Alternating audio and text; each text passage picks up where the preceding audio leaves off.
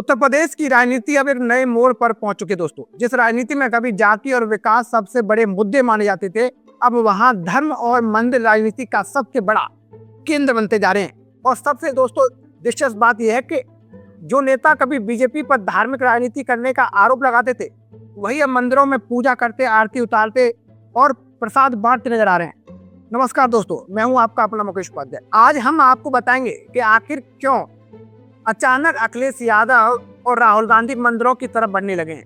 क्या ये सिर्फ आस्था है या इसके पीछे छिपी है एक बड़ी चुनावी रणनीति?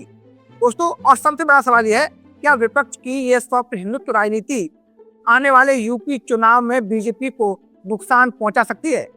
दोस्तों, इस वीडियो में हम आपको इसकी पूरी इनसाइड स्टोरी बताएंगे, तो इसलिए अंत तक जरूर बने रहिएगा। दोस्तों, सबसे पहले हम बात करते हैं समाजवादी पार्टी प्रमुख अखिलेश यादव की। लखनऊ के हजरतगंज में बड़े मंगल के अवसर पर अखिलेश यादव ने हनुमान जी की आरती उतारी। उन्होंने भंडारे में प्रसाद बांटा और खुद भी बैठकर पूरी सब्जी और बूंदी का प्रसाद ग्रहण किया। इस दौरान उन्होंने महंगाई, बेरोजगारी और नीट पेपर लीक जैसे मुद्दों पर बीजेपी सरकार पर जमकर निशाना साधा। लेकिन राजनीति के जानकारों की नजर सिर्फ उनके बयान पर नहीं थी, बल्कि उस तस्वीर पर थी जिसमें अखिलेश यादव पूरी श्रद्धा के साथ बजरंगबली की आरती करते हुए नजर आए थे।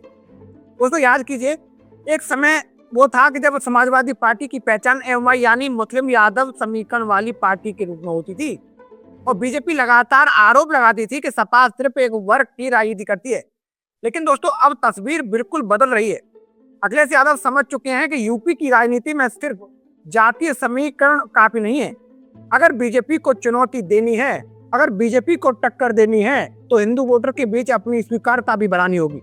और यही वजह है कि अब सपा प्रमुख मंदिरों में दिखाई दे रहे हैं। वो सिर्फ मंदिर नहीं जा रहे, बल्कि सार्वजनिक रूप से धार्मिक आयोजनों में भाग लेकर एक संदेश दे रहे हैं कि समाजवादी पार्टी हिंदू विरोधी बिल्कुल नहीं है। दोस्तों, अब बात करते हैं राहुल गांधी की।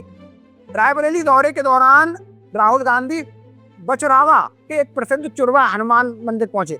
उन्होंने पूजा अर्चना की, बजरंगबली से देश और पूरे उत्तर प्रदेश की सुख समृद्धि की कामना की। राहुल गांधी पिछले कुछ वर्षों से लगातार मंदिरों में दर्शन करते नजर आ रहे हैं। कभी केदारनाथ, कभी महाकाल, कभी काशी और अब यूपी के स्थानीय मंदिर। राजनीतिक विश्लेषक इसे कांग्रेस की बदली हुई रणनीति मान रहे हैं, क्योंकि कांग्रेस को अब एहसास हो चुका है कि भाई सिर्फ सेकुलर राजनीति के सहारे बीजेपी को रोकना आसान नहीं है। देश का बड़ा हिंदू वोटर अब अपनी धार्मिक पहचान को खुलकर स्वीकार कर रहा है।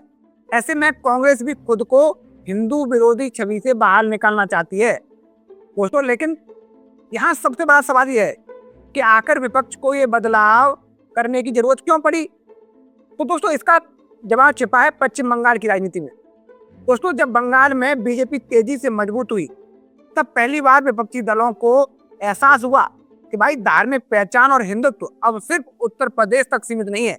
बंगाल जैसे राज्य में जहां कभी वामपंथ और तृणमूल की राजनीति चलती थी, वहां बीजेपी ने जय श्री राम के नारे के सहारे लाखों वोट हासिल कर लिए। 2021 के बंगाल चुनाव में बीजेपी भले सरकार न बना पाई, लेकिन उसने तृणमूल कांग्रेस को जबरदस्त चुनौती दी थी। बीजेपी ने बंगाल में हिंदू वोटों का ध्रुवीकरण किया था और यही वो अब 2026 में किया है, जिसने पूरे विपक्ष को सोचने पर मजबूर कर दिया है। ममता बनर्जी को भी तब अपना रवैया बदलना पड़ा था। उन्होंने चंडी पाठ किया, मंदिरों में दर्शन किए और खुद को हिंदू संस्कृति से जोड़ने की कोशिश की। यानी बंगाल ने पूरे विपक्ष को एक बड़ा राजनीतिक संदेश दे दिया है। अगर बीजेपी को रोकना है तो हिंदू वोटर से दूरी बनाकर नहीं जीता जा सकता, और अब वही रणनीति यूपी में दिखाई दे रही है। अखिलेश यादव हो या राहुल गांधी, दोनों अब धार्मिक आयोजनों में खुलकर शामिल हो रहे हैं। अब उन्हें समझ में आ गया दोस्तों, क्योंकि उन्हें पता है कि बीजेपी ने पिछले 10 साल में खुद को सिर्फ एक राजनीतिक पार्टी नहीं, बल्कि हिंदू भावनाओं की सबसे बड़ी प्रतिनिधि पार्टी के रूप में स्थापित कर लिया है। लेकिन दोस्तों, अब यहाँ एक और बड़ा सवाल उठता है, क्या विपक्ष की ये रणनीति बीजेपी के लिए कोई खतरा बन सकती है? दोस्तों देखिए, बीजेपी की सबसे बड़ी ताकत क्या रही है? विपक्ष बीजेपी पर हिंदुत्व का हमला करता था और बीजेपी खुद को हिंदू हितों की अकेली पार्टी साबित करती थी। लेकिन अब अगर विपक्ष भी मंदिर जाने लगे, पूजा करने लगे और हिंदू प्रतीकों को अपनाने लगे, तो बीजेपी का एकाधिकार जो है, बीजेपी का जो कब्जा है, वो कमजोर हो सकता है। यूपी में बीजेपी लंबे समय से दोस्तों नैरेटिव बनाती रही है कि विपक्ष तुष्टीकरण की राजनीति करता है, लेकिन अब अखिलेश यादव खुद हनुमान जी की आरती करते नजर आते हैं। तब राहुल गांधी मंदिरों में पूजा करते दिखते। तो दोस्तों बीजेपी का ये जो हमला उतना प्रभावी नहीं रह जाता। यही वो कारण है कि बीजेपी के लिए आने वाले चुनाव आसान नहीं माने जा रहे। अब बात बंगाल चुनाव की करें तो वहां भी बीजेपी की सबसे बड़ी रणनीति हिंदुत्व और धार्मिक ध्रुवीकरण की रही। लेकिन अगर विपक्षी दल भी धार्मिक प्रतीकों को खुलकर अपनाने लगे तो बीजेपी के लिए मुद्दों की लड़ाई कठिन हो सकती है, क्योंकि तब मुकाबला सिर्फ हिंदुत्व बनाम सेकुलरिज्म का नहीं रहेगा, बल्कि कौन जनता के असली मुद्दे उठाता है इस पर शिफ्ट हो सकता है दोस्तों इस मामले पर। और दोस्तों यही बीजेपी के लिए सबसे बड़ा खतरा हो सकता है, क्योंकि विपक्ष अब दोहरी राजनीति पर काम कर रहा है। एक तरफ मंदिर और धार्मिक आस्था के जरिए हिंदू वोटर को संदेश देना, तो दूसरी तरफ महंगाई, बेरोजगारी, पेपर लीक और किसानों के मुद्दे उठाकर सरकार को घेरना। अखिलेश यादव ने बड़े मंगल के मंच से यही संदेश दिया। उन्होंने आरती भी उतारी और नीट पेपर लीक पर सरकार को भी घेरा। यानी विपक्ष अब धर्म और जनहित दोनों मुद्दों को साथ लेकर चलने की अपनी कोशिश कर रहा है। लेकिन दोस्तों बीजेपी के पास भी बड़ा राजनीतिक अनुभव है। बीजेपी सिर्फ मंदिर की राजनीति नहीं करती है, ये हम सबको पता है, बल्कि संगठन, बूथ मैनेजमेंट और मजबूत नेतृत्व तो उसकी सबसे बड़ी ताकत है। इसलिए अखिलेश को बहुत सोच समझ कर कदम उठाना होगा। दोस्तों प्रधानमंत्री नरेंद्र मोदी की लोकप्रियता भी बीजेपी का सबसे बड़ा हथियार है।